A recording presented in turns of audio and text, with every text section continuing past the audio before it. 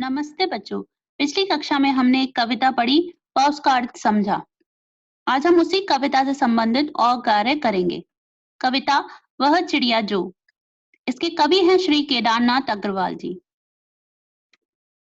आज की कक्षा के शिक्षण उद्देश्य हैं पठन व लेखन कौशल का विकास, पक्षियों के मनोभावों के प्रति स्वस्थ दृष्टिकोण का विकास, हमेशा खुश रहने व संतोषी बनने की सीख देना। शिक्षण परिणाम होंगे पक्षियों के खान पान व स्वभाव के बारे में जान पाएंगे, हर परिस्थिति में खुश रहने व संतुष्ट रहने का भाव जगेगा। एक बार कविता का सार समझते हैं। कविता में एक छोटी नीली चिड़िया है जिसे चोंच मारकर दूध भरे जुंडी के दाने खाना पसंद है। जुंडी के दाने मतलब जौ और बाजरा की कच्ची बालियां जिसमें से दूध जैसा व्हाइट लिक्विड निकलता है। ये जुंडी के दाने उसे खाना पसंद है। वह बहुत संतोषी है। उसे जितना मिलता है वह उसी में संतुष्ट रहती है। उसे अन्न से बहुत प्यार है, अर्थात अनाज से बहुत प्यार है। वह चिड़िया कंठ खोलकर बूढ़े बन बाबा की खातिर गीत गाती है। वह चिड़िया जो है गला खोलकर बूढ़े बन बाबा मतलब पुराना व घना जंगल, वह पुराने जंगल के लिए मधुर स्वर में गीत गाती है। वह छोटी मुंह बोली चिड़िया है। मुंह बोली मतलब चिर परिचित, जानी पहचानी है। नीले पंखों वाली है। उसके पंख कैसे हैं? नीले हैं। और उसे विजन से बहुत प्यार है। विजन मतलब एक कांत जंगल, सुनसान जगह उसे पसंद है। उससे वह जंगल से बहुत प्यार है। आगे देखते हैं। वह चिड़िया चोंच मारकर चड़ी नदी का दिल टटोलकर जल का मोती ले आती है। चड़ी नदी मतलब उफनती नदी, ऐसी नदी जो बहुत तेज बह रही हो, जिसमें बहुत पानी हो। ऐसी उफनती नदी से वह चिड़िया डरती नहीं है, बल्कि उसका दिल टटोलकर उसमें से जल का मोती ले आती है। जल का मोती मतलब जल की एक बूंद। उस बूंद को क्या कहा गया है? मोती। तो जल का मोती, जल की बूंद लेकर उड़ जाती है। वह छोटी गर्वीली चिड़िया, वह छोटी है पर गर्वीली मतलब स्वयं पर गर्व करती है। वह अपने आप पर गर्व करती है। उसके पंख कैसे हैं? नीले। और उसे नदी से बहुत प्यार है। उसे किस किस चीजों से प्यार है? अन्न से, विजन से और नदी से प्यार है। इस कविता से हमें यह सीख मिलती है कि हमें भी इस चिड़िया की तरह संतोषी बनना चाहिए, सदैव खुश रहना चाहिए, दूसरों को भी खुशी देनी चाहिए, सबसे प्यार से बात करनी चाहिए और सभी से मीठे स्वर में बोलना चाहिए, साहसी और मेहनती बनना चाहिए। अब हम इसके क्वेश्चन आंसर्स करेंगे। कुछ क्वेश्चन के आंसर्स आपको नोटबुक में लिखने हैं और कुछ के सिर्फ हम समझेंगे। फर्स्ट क्वेश्चन देखते हैं कविता से। कविता पढ़कर तुम्हारे मन में चिड़िया का जो चित्र उभरता है उस चित्र को कागज पर बनाओ। आपको क्या करना है? नोटबुक में एक चिड़िया का, एक बर्ड का पिक्चर बनानी है आपको और उसे कलर करना है। क्वेश्चन नंबर 2, तुम्हें कविता का कोई और शीर्षक देना हो तो तुम क्या शीर्षक देना चाहोगे? उपयुक्त शीर्षक सोचकर लिखो। शीर्षक मतलब टाइटल। जैसे इस कविता का क्या शीर्षक है? वह चिड़िया जो। क्वेश्चन पूछ रहे हैं कि अगर आपको कोई और टाइटल देना हो, कोई और नेम देना हो तो आप क्या दे सकते हो? हम इस कविता को नन्ही चिड़िया, सुंदर चिड़िया, प्यारी चिड़िया, नीले पंखों वाली चिड़िया या परिश्रमी चिड़िया जैसे शीर्षक दे सकते हैं। क्वेश्चन नंबर 3, आप अपनी नोटबुक में इसका आंसर लिखेंगे। क्वेश्चन नंबर 3 का देखते हैं। क्वेश्चन नंबर 4, आश्रय स्पष्ट करो। यहाँ पर दो लाइन दी गई है, दो पंक्ति हैं कविता से, उनका आश्रय स्पष्ट करो मतलब अर्थ बताओ कि इस पंक्ति का क्या अर्थ है। पहली लाइन है, रस उड़ेल कर गा लेती है।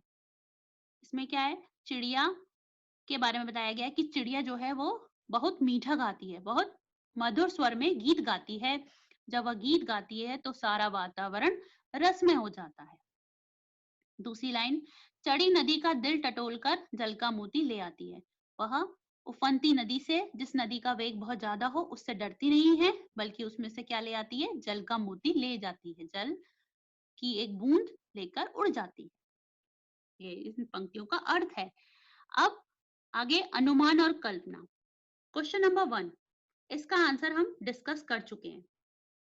क्वेश्चन नंबर 2, नीचे कुछ पक्षियों के नाम दिए गए हैं, उनमें यदि कोई पक्षी एक से अधिक रंग का हो तो लिखो कि उसके किस हिस्से का रंग कैसा है। जैसे एक एग्जाम्पल दिया हुआ है, तोते की चोंच लाल और शरीर हरा होता है। फिर 4 पक्षियों के नाम बताए गए हैं और हमें बताना है कि वो किस रंग के होते हैं। जैसे कि मैना, मैना काले या भूरे रंग की होती है व उसकी गर्दन पर हल्के धब्बे होते हैं। कौवा, कौवा काले रंग का होता है और उसके पंख गहरे काले या हल्के, कहीं-कहीं हल्के काले भी होते हैं। बतख, बतख के पाँव और बतख की चोंच पीली होती है और उसका पूरा शरीर सफेद पंखों से ढका हुआ होता है। कैसे पंख होते हैं? सफेद रंग के। कबूतर, कबूतर स्लेटी रंग का, स्लेटी मतलब ग्रे कलर का, स्लेटी रंग का होता है। उसकी आंखें लाल होती हैं, पाँव गुलाबी और गर्दन सतरंगी, यानी कि कई रंग होते हैं उसकी गर्दन में। इसके बाद क्वेश्चन नंबर 3, कविता का हर बंद वह चिड़िया जो से शुरू होता है और मुझे बहुत प्यार पर खत्म होता है। तुम भी इन पंक्तियों का प्रयोग करते हुए अपनी कल्पना से कविता में कुछ नया बंद जोड़ो।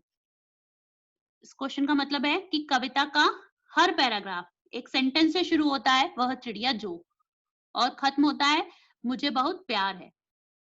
आप भी इस तरह का एक पैराग्राफ बनाओ अपनी कल्पना के अनुसार और उस कविता में जोड़ो। तो आप क्या लिख सकते हो? आप बना सकते हो चिड़िया को पेड़ों से बहुत प्यार है, चिड़िया को हवा से बहुत प्यार है, आदि।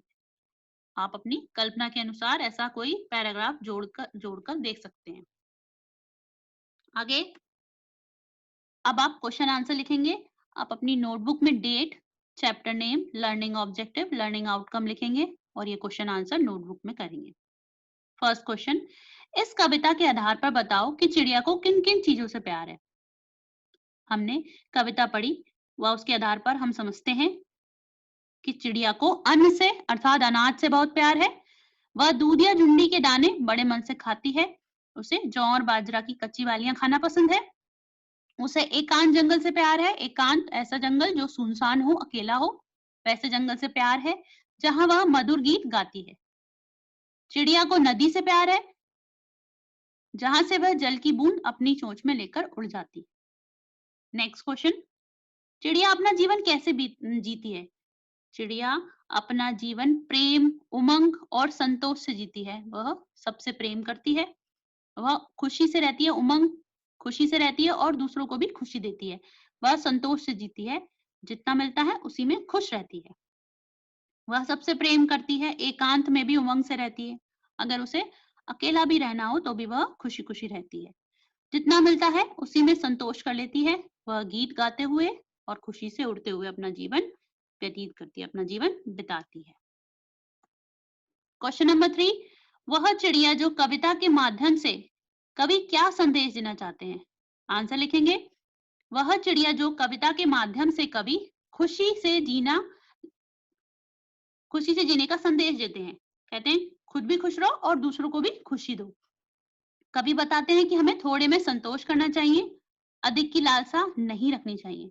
कवि बताते हैं कि हमें उमंग से जीना चाहिए, उमंग खुशी से, उत्साह से जीना चाहिए। विपरीत परिस्थिति में भी हमें साहस नहीं खोना चाहिए। कोई ऐसी परिस्थिति जो हमारे अनुसार ना हो या बुरा समय हो तो हमें उसमें भी साहस नहीं खोना चाहिए, अर्थात साहसी बने रहना चाहिए। फिर 3 क्वेश्चन दिए हैं, इनके आंसर आप खुद लिखेंगे। पहला क्वेश्चन है चिड़िया को क्या खाना पसंद है, एक लाइन में इसका आंसर होगा। फिर है चिड़िया किसके लिए गाना गाती है, इसका आंसर भी आप एक लाइन में लिखेंगे। लास्ट है दिए गए शब्दों के समानार्थक लिखिए। 4 शब्द दिए गए हैं, आपको उनके समानार्थक लिखने हैं। क्या है? अन्न, कंठ, नदी, जल, इनके समानार्थक लिखने हैं आपको। इस कविता से जुड़ा हुआ बच्चों सभी कार्य समाप्त होता है। धन्यवाद।